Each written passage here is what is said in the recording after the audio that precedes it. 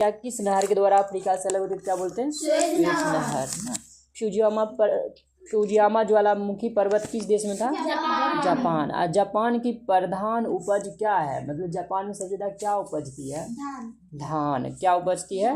धान। होची नदी कहाँ है बताओ? होची नदी कहाँ है? हाँ बताओ। भूटान में। कहाँ है? भूटान में। होची नदी कहाँ है? भूटान में। अब मैं पूछूंगा ना हंगहो नदी कहाँ है, तब बोल सकते हो चीन में। और हंगहो नदी कहाँ है बताओ? चीन में। और चीन का शोक भी इसी को कहा जाता है, हंगहो नदी को। चीन का शोक किसको कहा जाता है बताओ? हंगहो नदी को। अब भूटान में बोझ ढोने का साधन क्या है बताओ? सूरगाय। क्या है? सूरगाय। श्रीलंका का मुख्य निर्यात क्या है? हाँ, श्रीलंका का मुख्य निर्यात क्या है बता? चाय। निर्यात मतलब जो अपने यहाँ से दूसरे देश में भेजता है, क्या निर्यात। तो श्रीलंका में सबसे ज्यादा निर्यात किस चीज किया जाता है? चाय को। श्रीलंका को किस नाम से भी जानते हैं? रत्नों का देश। क्या जानते हैं बता? रत्नों का देश। भारत किस जलवायु का देश है, सॉरी किस प्रकार का? हाँ तो मानसूनी ना। रिहंद परियोजना किस नदी पर स्थित है बताओ? रिहंद नदी पर, यानी रिहंद परियोजना किस नदी पर स्थित है? रिहंद पर। अब भारत पृथ्वी के किस गोलार्ध में से? उत्तरी गोलार्ध में। भारत की सीमा 3 ओर से किन से घिरी हुई है? समुद्रों से। और इसी वजह से इसे हम क्या बोलते हैं? प्रायद्वीप भी बोलते हैं कि नहीं। और भारत के अधिकांश लोगों का पेशा कैसा है बताओ? कृषि। हाँ, यानी कि अधिकांश लोग कृषि से जुड़े हुए हैं ना। भारत में कुल कितने राज्य अभी? 28। और भारत के प्रमुख कितने प्राकृतिक विभाग हैं? 4। अगर प्राकृतिक विभाग पूछेगा तो क्या बोलते हैं? 4 ना। भारत का सर्वोच्च पर्वत शिखर कौन सा है बताओ? हाँ, काराकोरम, या जिसे बोलते हैं क्या केटू भी बोलते हैं ना। ये भारत का सर्वोच्च पर्वत शिखर है। भारत और चीन के बीच दीवार की तरह कौन सा पर्वत खड़ा है? हिमालय पर्वत ना। भारत और चीन के बीच दीवार की तरह कौन सा पर्वत खड़ा है? हिमालय। अरावली और विंध्याचल के बीच में कौन सा पठार है?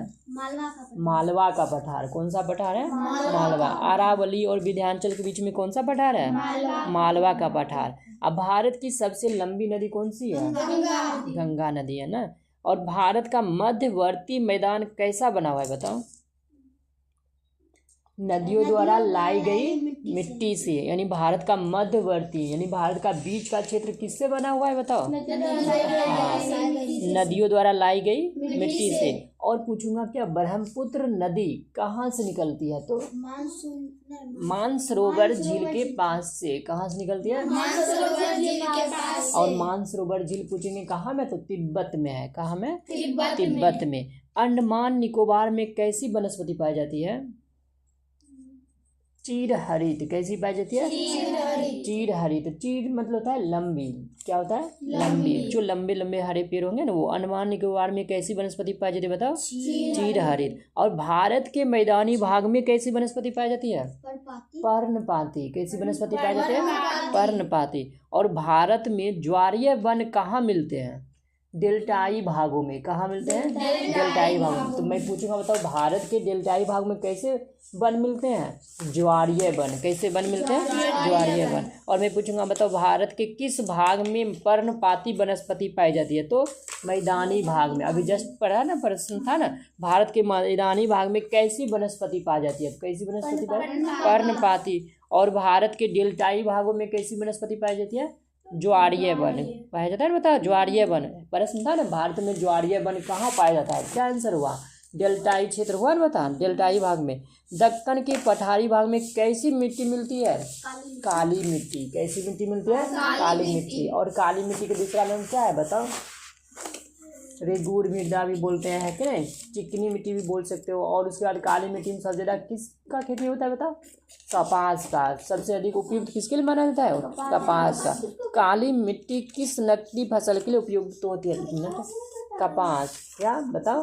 कपास। बाद में चर्चा करना। बताओ अगला सवाल है, पाकिस्तान की प्रमुख फसल क्या है बताओ? हाँ, पाकिस्तान की प्रमुख फसल क्या है? गेहूँ।